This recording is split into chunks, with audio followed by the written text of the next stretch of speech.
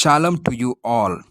Today, the scripture portion has been taken from Deuteronomy chapter 4, verses 9 to 14.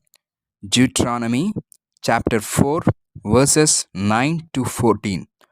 Only take heed to yourself and diligently keep yourself, lest you forget the things your eyes have seen, and lest they depart from your heart all the days of your life, and teach them to your children and your grandchildren, especially concerning the day you stood before the Lord your God in Horeb, when the Lord said to me, gather the people to me, and I will let them hear my words, that they may learn to fear me all the days they live on the earth, and that they may teach their children. Then you came near and stood at the foot of mountain, and the mountain burned with fire to the midst of heaven with darkness, cloud, and thick darkness. And the Lord spoke to you out of the midst of the fire. You heard the sound of the words, but saw no form. You only heard a voice.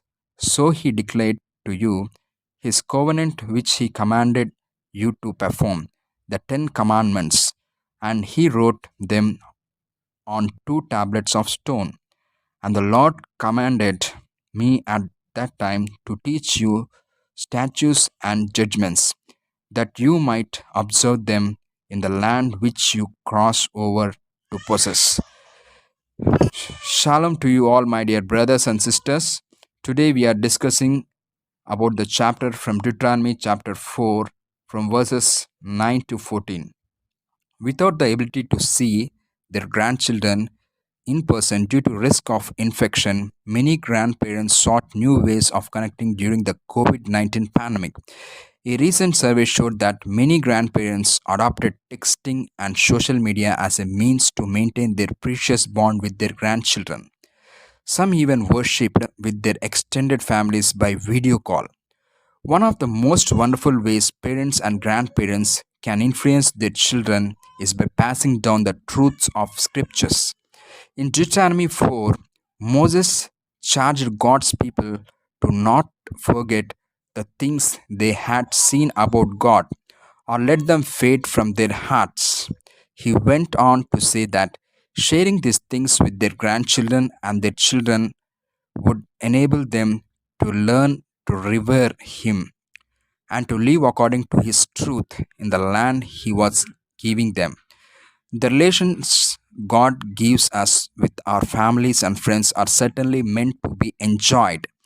By God's design, they are also intended to be a conduit to convey His wisdom from one generation to another, training them in righteousness and equipping them for every good work. 2 Timothy chapter 3 16 to 17. When we share God's truth and work in our lives with the next generation, whether by text, call, video, or in person conversation, we equip them to see and enjoy His work in their own lives.